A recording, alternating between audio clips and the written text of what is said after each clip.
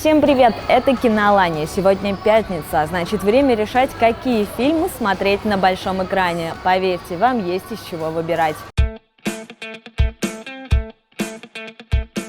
Правда, есть один фильм, который обязательно нужно посмотреть всем фанатам кинокомиксов. На экраны, наконец, выходит «Человек-паук. Вдали от дома». Важная деталь. Если вдруг вы каким-то непостижимым образом еще не смотрели «Мстители. Финал», то «Паучок» станет для вас просто скопищем спойлеров. Ведь события второго сольника про Питера Паркера стартуют буквально через несколько минут после финала. К сюжету. Мир скорбит после событий финала, и Питер решает взять небольшой перерывчик, перестать геройствовать и просто пожить для себя. Вместе с друзьями он отправляется в путешествие по Европе. С ним Нед, Флэш, Бетти и, конечно, МJ. Вот только отдохнуть Паркеру не удастся. Его находит Ник Фьюри и поручает ему важную работенку. Нужно спасти мир от элементалей, потому что больше некому. Неужели больше никого не нашлось? Тор, например? Недоступен. Капитан Марвел? Нет связи. Я просто дружелюбный сосед, сэр. Питеру все же придется надеть свой высокотехнологичный костюм и вступить в бой с элементалями, мифическими чудовищами, которые символизируют 4 стихии – землю, воздух, воду и огонь. Вот правда, элементали могут оказаться не главными злодеями. В киновселенной появляется новый персонаж – Квентин Бек, он же Мистерио. Пока не очень понятно, кем именно он будет – героем или злодеем. Вот только в трейлерах он на самом деле помогает биться с элементалями. В чем плюсы Человека-паука? Во-первых, это, конечно, актеры. Том Холланд будто был рожден для роли дружелюбного соседа. Ему хочется верить, все его переживания максимально натуральны. Что же касается Джейка Джилленхола, то он единогласно признан просто великолепным. Он идеально подходит на роль своего персонажа, костюм Мистерио сидит на нем как влитой, а в его актерских способностях сомневаться вообще нет смысла. Второй огромный плюс – это визуал. Эффекты просто потрясающие. Драки, костюмы, элементали, взрывы, все магические штучки. Все сделано максимально натурально и эпично. И еще то, что историю наконец вывели за пределы Нью-Йорка, тоже играет фильму в плюс. Пейзажи Венеции, Праги и Лондона определенно освежили кинокомикс. А еще в «Человеке-пауке» множество маленьких деталей, отсылающих к предыдущим фильмам Марвел, особенно к Тони Старку. И это логично, ведь «Вдали от дома» закрывает третью фазу киновселенной. Дальше неизвестность и ожидание. Кстати, не спешите покидать зал сразу. В отличие от финала, в «Паучке» аж 2 сцены после титров. И уж поверьте, вам надо их видеть. Решай, ты с нами?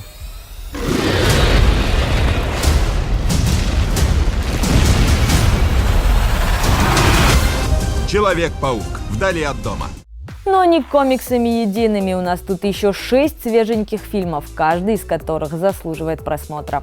И главный из них, конечно, «Дылда». Эту картину в Осетии ждали давно. Фильм расскажет о 2 молодых женщинах-фронтовичках, которые возвращаются в послевоенный Ленинград. Здесь, среди руин, они попытаются обрести новую мирную жизнь. «Дылду» снял 27-летний режиссер из Нальчика Кантемир Балагов. На его счету нашумевшая драма «Теснота», за которую он получил спецприз в Каннах.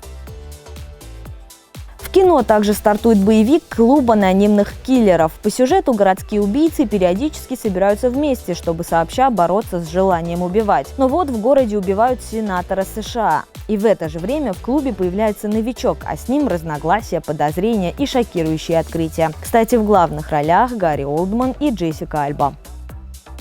Любители ужастиков смогут посмотреть «Голем. Начало». Главная героиня с помощью черной магии создает себе ребенка. Мальчик силен и умен, он может защитить весь свой народ. Вот только он необычный ребенок. И рано или поздно он покажет свое настоящее лицо.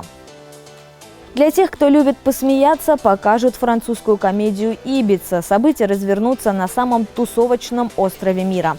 Именно там пожилому доктору придется хотя бы попытаться подружиться с 2 детьми своей новой возлюбленной. И это будет ой как непросто. Детишек ждут сразу 2 свеженьких мультфильма. События анимашки «Норм» и «Несокрушимые. Большое путешествие» разворачиваются в ледяных горах Арктики.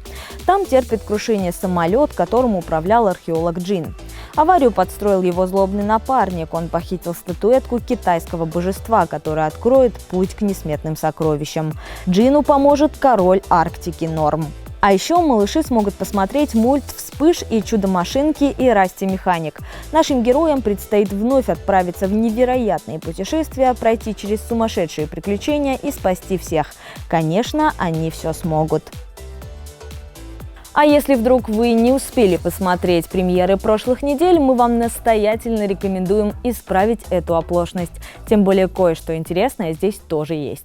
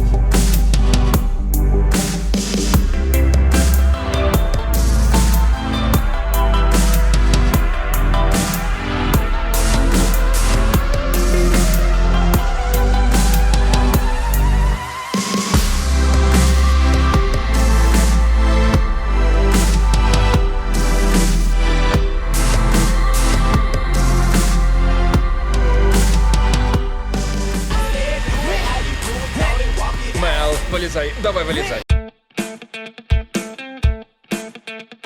На дворе лето, самое время смотреть веселые и яркие фильмы. Сегодня будем советовать колоритную комедию «Отель Мэриголд», лучший из экзотических.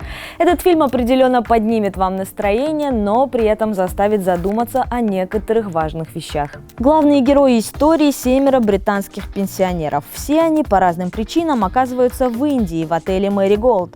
Согласно рекламе, он должен быть раем для пожилых людей. Вот только на деле все оказывается совершенно иначе. Один из главных плюсов этого фильма – это, конечно, актерский состав. Авторам удалось собрать каст поистине великолепный. Обладатели премии «Оскар» Джуди Денч и Мэгги Смит. Номинанты на этот же «Оскар» Том Уилкинсон и Дев Патель, а еще Билл Найи, Пенелопа Уилтон и многие другие. Каждый из них играет так, что невольно начинаешь верить. Все персонажи невероятно разные. Спокойная Эвелин, жутко ворчливая Мюриэл, истеричная Джин, весельчак Дуглас, ищущий приключений Норман, а еще хозяин отеля Сони, который, несмотря ни на какие неудачи, верит, что все еще наладится. Еще один важный плюс – это сценарий. Фильм снят по мотивам книги Дебры Могак «Эти глупые вещи». Забавные диалоги, неожиданные повороты и интересные взаимоотношения героев. Все это в фильме есть. А еще есть невероятная атмосфера Индии. Она передана настолько ярко и красиво, будто через экран можно почувствовать запахи. Вы будете смеяться и пугаться вместе с героями. Ваше отношение к этой стране будет меняться по ходу фильма, но в конце, скорее всего, вы захотите туда поехать. При бюджете в $10 миллионов в прокате отель Мэриголд собрал 136 миллионов, а позже получил еще несколько престижных кинонаград. Авторы после этого, конечно, решились на продолжение, вот только оно получилось уже не таким успешным. Итак, кому нужно смотреть «Отель Мэриголд»? Да всем. Это фильм о том, что жизнью нужно наслаждаться в любом возрасте, о том, что в сложные моменты вас могут поддержать самые неожиданные люди, и о том, что в необычном месте вы можете найти верных друзей.